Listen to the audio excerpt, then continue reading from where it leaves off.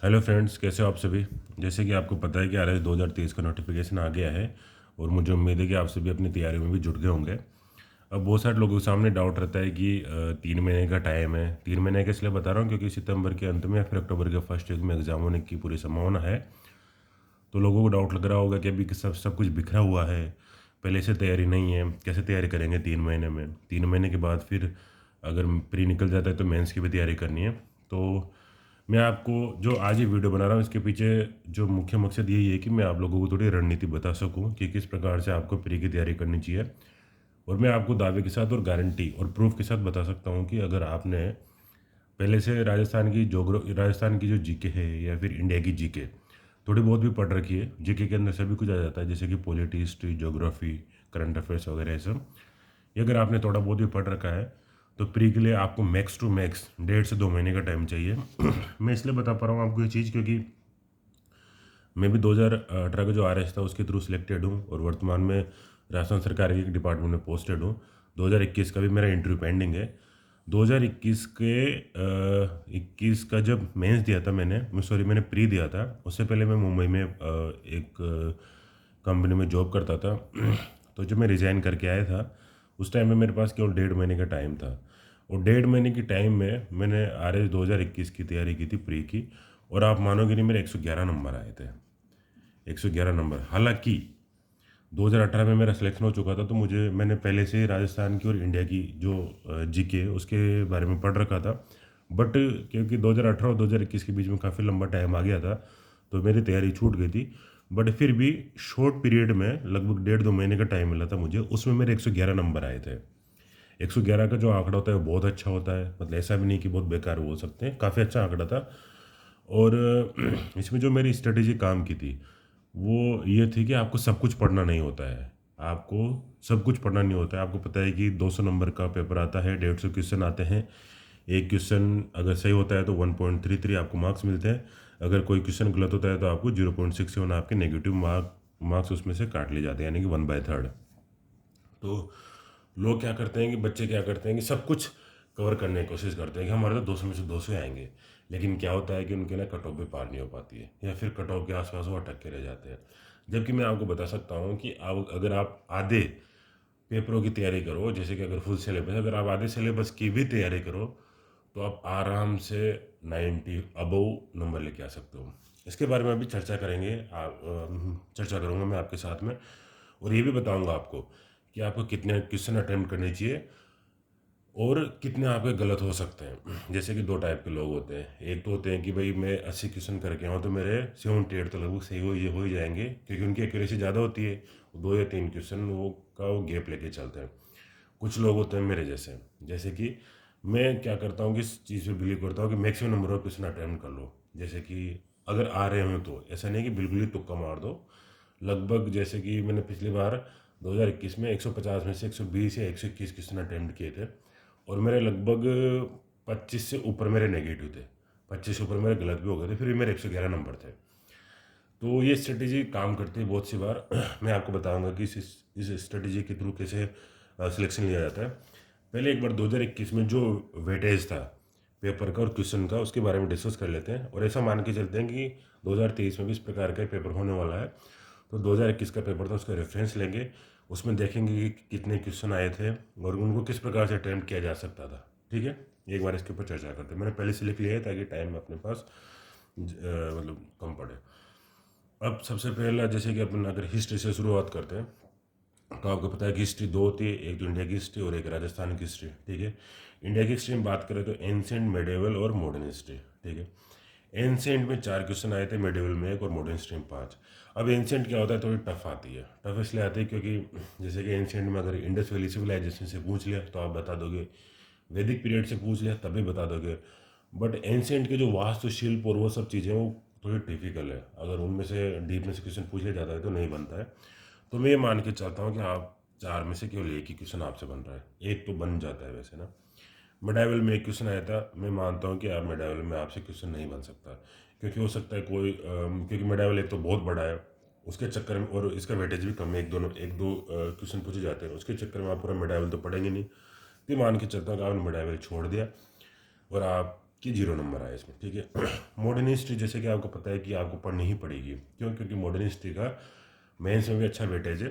तो 5 में से आपसे आराम से 3 क्वेश्चन अटैम्प्ट हो जाएंगे, अगर आप कोशिश करेंगे तो 3 क्वेश्चन आराम से अटैम्प्ट होने लाएंगे, ठीक है। मैं इनके सामने लिखता जा रहा हूँ कि आप मिनिमम कितने क्वेश्चन अटैम्प्ट कर सकते हैं। इसमें से भी फिर अपन बाद में देखेंगे कि कितने नेगेटिव हो सकते हैं अपने, यानी कि मिनिमम पॉसिबिलिटी लेके चलूँगा मैं, तब भी आप देखोगे कि आपकी कट ऑफ क्लियर हो जाएगी, ठीक है। एक बार देखते हैं।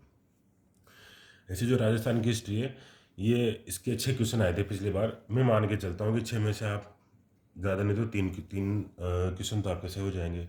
6 में से मतलब तीन तीन तो कर ही सकते हो।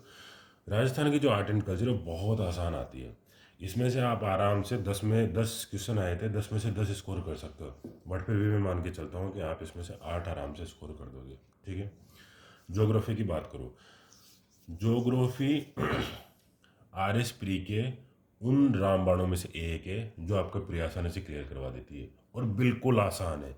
जैसे कि राजस्थान की ज्योग्राफी 20 नंबर की आई थी, और इंडिया और वर्ल्ड की मिला के राजस्थान की ज्योग्राफी में 20 क्वेश्चन थे, इंडिया और वर्ल्ड की मिला के 8 क्वेश्चन थे, तो 20 और 8 28। 28 में से 28 क्वेश्चन सही होने लायक होते हैं ज्योग्राफी में, सही बता रहा हूँ मैं। अब जैसे कि राजस्थान की ज्योग्राफी में ज़्यादा नहीं तो 18 क्वेश्चन आप आराम से सही कर सकते हो, बिल्कुल ईजी आती है, बिल्कुल ही। इंडिया की में मान ले 3 और वर्ल्ड की मान ले 2। वैसे तो वर्ल्ड की ज्योग्राफी बहुत आसान है, बट फिर भी एक क्वेश्चन इधर उधर रह ही जाता है। जैसे कि औद्योगिक क्षेत्रों से संबंधित एक क्वेश्चन पूछ लिया था पिछली बार, वो थोड़ा टफ था, मतलब वैसे टफ तो नहीं था, आसान था, बट फिर भी उसमें कुछ कुछ कुछ औद्योगिक क्षेत्र से पूछ लेते जो टफ थे, फिर भी अपन मान लेते कि अपने 2 क्वेश्चन इसमें सही हो सकते हैं। पॉलिटी की बात करें, पॉलिटी का भी एक अच्छा पोर्शन आता है, 22 क्वेश्चन आए थे, 23 क्वेश्चन आए थे पिछली बार दोनों को मिला के। अगर हम राजस्थान की पॉलिटी की बात करें, तो राजस्थान की पॉलिटी क्या है, थोड़े फैक्चुअल बेस्ड क्वेश्चन पूछते हैं। जैसे कि प्रथम कौन सा था, दूसरा कौन सा था, कोई चीफ जस्टिस के नाम दे देंगे कि इनमें से कौन अभी तक राजस्थान के हाई कोर्ट का चीफ जस्टिस नहीं रहा है। तो इस प्रकार के क्वेश्चन को अटेम्प्ट करना थोड़ा मुश्किल होता है, तो इसलिए मैं मानता हूँ कि छोड़ देते हैं। 15 में से आप केवल 10 ही क्वेश्चन अटेम्प्ट करके हैं, 5 क्वेश्चन मैंने छोड़ दिए, 10 तो आप आराम से अटेम्प्ट कर सकते हैं, क्योंकि राजस्थान के मुख्यमंत्री, मंत्रिपरिषद, राज्यपाल, इसके अलावा हाई कोर्ट और जो भी राजस्थान के इंस्टीट्यूशंस है, जैसे कि अपना सूचना आयोग हो गया, मानवाधिकार आयोग हो गया, आरपीएससी, इनसे रिलेटेड क्वेश्चन पूछे जाते हैं जिनको आप आराम से अटेम्प्ट कर सकते हो। इंडिया की जो पॉलिटी है उससे जो क्वेश्चंस आते हैं वो बहुत कंसेप्चुअल क्वेश्चन होते हैं, और वो ऐसे नहीं होते कि फैक्चुअल होते हैं कि भाई इन चीफ जस्टिस में से कौन है जो अभी तक नहीं बना है। और एक दो क्वेश्चन हो सकते हैं, बट फिर भी आप आराम से 5 क्वेश्चन इसमें से सॉरी 5 क्वेश्चन आप इसमें से आराम से अटेम्प्ट कर सकते हो, ठीक है। इकोनॉमी की अगर बात करें, तो राजस्थान की इकोनॉमी के पिछली बार 11 क्वेश्चन आए थे, 11 में से 10 अटेम्प्ट कर सकते हैं, क्योंकि पूरा का पूरा इकोनॉमिक सर्वे उठ जाता है। इकोनॉमिक सर्वे को अगर आपने रट लिया तो आप 10 क्वेश्चन आराम से अटेम्प्ट करके आ जाओगे। इकोनॉमिक सर्वे आपको वैसे भी रटना पड़ेगा क्योंकि मेंस में काम आता है।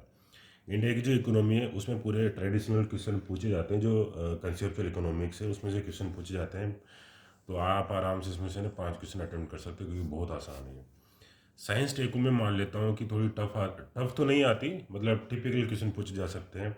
वैसे इसमें जो टेक होती है, टेक में मॉडर्न टेक में करंट अफेयर्स से रिलेटेड क्वेश्चन पूछे जाते हैं। जैसे कि अभी जो इस पे इसरो या फिर डिफेंस के लिए डीआरडीओ, इनके द्वारा अभी हाल फिलहाल में कोई परीक्षण किया गया हो किसी चीज़ का, कोई नई टेक्नोलॉजी डेवलप की गई, उससे रिलेटेड क्वेश्चन पूछ सकते हैं।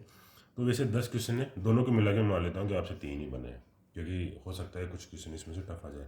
मैथ रीजनिंग, अगर साइंस बैकग्राउंड वाला कोई स्टूडेंट है तो इनको पूरे में से पूरे कर देगा, आर्ट्स वाले भी कर ही देगा, क्योंकि क्या होता है कि बहुत आसान आती है। तो आप आराम से 20 में से 15 क्वेश्चन इसमें आराम से अटेम्प्ट कर सकते हो। करंट अफेयर तो ऐसा है कि आपकी कैपेबिलिटी के ऊपर डिपेंड करता है, और बिना करंट अफेयर पढ़े आप RS प्री का एग्ज़ाम नहीं क्लियर कर सकते। पिछले बार मेरे 21 में से कम 20 सही थे, मेरे 21 में से 20 सही थे। इसलिए सही थे क्योंकि मैंने पूरी करंट अफेयर रट डाली थी। आपको पिछले 4-5 महीने की करंट अफेयर रटनी है। वैसे तो 6-7 महीने तक की पढ़नी चाहिए, बट पिछले 4 से 5 महीने की तो आपको अच्छे से याद होनी चाहिए। 21 में से आप आराम से 18 क्वेश्चन सही कर सकते हो अगर आपने अच्छे से पढ़ रखी है तो। अब एक बायो प्लस इन्वायरमेंट बचता है। बायो प्लस इन्वायरमेंट में 6 क्वेश्चन आते हैं, 6 में से इसमें 3 क्वेश्चन आप आराम से अटेम्प्ट कर दोगे, कोई भी बड़ी बात नहीं है। अब एक बार जोड़ते हैं टोटल कितने हो गए, ठीक है, कितने आपने अटेम्प्ट किए और कितने आपके नंबर बन रहे। 4, 6, 9, 19, 19 से 5, 24, 34, 34 से 5, 39, 42, 52, 57, 67, 67 8 75 75 और 78 78 88 86 86 96 96 104 104 107 क्वेश्चन हो गए आपके। टोटल कितने क्वेश्चन हो गए? 7, 107 हो गए, है ना। अब अगर आप 107 को 1.3 से मल्टीप्लाई करके देखोगे, 1.33 का आता है ना, एक क्वेश्चन सही होता है तो आपके 1.33 नंबर मिलते हैं, ठीक है। तो 107 को अगर आप 1.33 से मल्टीप्लाई करके देखोगे तो आपके नंबर आ गए 142, जो कि बहुत ज़्यादा है। 142 में तो मतलब आपने टॉप कर लिया। और ये जब मैंने आधे आधे क्वेश्चन जोड़े हैं आपके, आधे आधे क्वेश्चन मैंने आपके जोड़े हैं। अब मान के चलते हैं कि 107 वैसे तो आप तब अटेम्प्ट करके आए हो जब आप आधे आधे आपने अटेम्प्ट किए। 107 में से मान लें आपके 20 और गलत हो गए। 20 तो गलत हो सकते हैं, कोई बड़ी बात नहीं है। तो मैं 107 में से 20 माइनस कर देता हूँ। आपके क्वेश्चन कितने बचे? 87 क्वेश्चन बचे, ठीक है। अब 87 को आप मल्टीप्लाई करो 1.33 से। 87 को अगर आपने 1.33 से मल्टीप्लाई किया तो आपके नंबर कितने आ गए? 115। अभी भी नंबर कितने आ रहे हैं आपके? 115। लेकिन 20 नेगेटिव भी हो गए, तो 20 को 0.67 से मल्टीप्लाई कर लो, माइनस 13.4। तो अगर 115 में से आप 13.4 को माइनस करोगे 13.4 को माइनस करोगे तब भी आपके 101.6 आते हैं नंबर, ठीक है। इसलिए मैं बोल रहा हूँ अगर थोड़ा सा स्ट्रेटजी से काम किया जाए तो आप आराम से नंबर लेके आ सकते हो प्री में। और प्री को केवल 1.5 महीने की तैयारी से आप कवर कर सकते हो। फिर भी अगर प्री में ऐसे कौन सी इंपॉर्टेंट सब्जेक्ट है जो आपको सबसे पहले कवर करनी चाहिए, तो मैं बोलूँगा कि सबसे पहले तो आपको ज्योग्राफी पढ़नी चाहिए। ज्योग्राफी इसलिए पढ़नी चाहिए क्योंकि 20 और 28 नंबर की तो अकेली जो 28 क्वेश्चन तो अकेले ज्योग्राफी में से आते हैं। तो एक तो ज्योग्राफी अच्छे से पढ़नी चाहिए। इकोनॉमिक्स आपको बहुत अच्छे से पढ़नी चाहिए, खासकर राजस्थान के इकोनॉमिक सर्वे, क्योंकि 11 क्वेश्चन आपके सीधे सीधे इकोनॉमिक सर्वे से उठ के आएंगे। आपको मैथ और रीजनिंग थोड़ी अच्छे से तैयार कर लेनी चाहिए। मैथ रीजनिंग में से 20 क्वेश्चन अकेले मैथ रीजनिंग में से आते हैं। करंट अफेयर्स का तो कोई तोड़ नहीं है, ये आपको अच्छे से तैयार करनी चाहिए। और एक आपको राजस्थान की आर्ट एंड कल्चर अच्छे से तैयार करनी चाहिए। राजस्थान का आर्ट एंड कल्चर का मतलब है सीधा सीधा 10 क्वेश्चन, ठीक है। और पॉलिटी में राजस्थान या इंडिया की पॉलिटी मतलब आधी तो आपको आती होगी, तो आप अगर इसमें से सिर्फ 23 क्वेश्चन आते हैं तो आप 10 क्वेश्चन के लायक तो इसको अटेम्प्ट कर ही सकते हो। 28 29 39 49 59 कितना हो गया? 28 29 39 49 59 69 79 80 80 90 100, ये 100 आपके क्वेश्चन हो गए। आपने क्या क्या छोड़ दिया? पूरा साइंस टेक छोड़ दिया आपने। आपने बायो एंड इन्वायरमेंट छोड़ दी। आपने राजस्थान की हिस्ट्री छोड़ दी। आपने इंडिया की पूरी हिस्ट्री छोड़ दी। आपने पॉलिटी का भी आधा से ज़्यादा पोर्शन छोड़ दिया। इतना छोड़ने के बाद भी आप आराम से 100 क्वेश्चन अटेम्प्ट कर सकते हो। तो आपको डरने की आवश्यकता नहीं है, बस थोड़ा सिलेक्टेड पढ़ना है। और इस सिलेक्टेड को पढ़कर आप आराम से प्री में क्वालिफाई कर सकते हो। फिर भी अगर किसी को कोई डाउट रहता है कि क्या पढ़ना चाहिए, कैसे और सिलेक्टिव पढ़ना चाहिए, तो आप कमेंट बॉक्स में टाइप कर सकते हो, ठीक है। आज के लिए बस इतना ही। Thank you.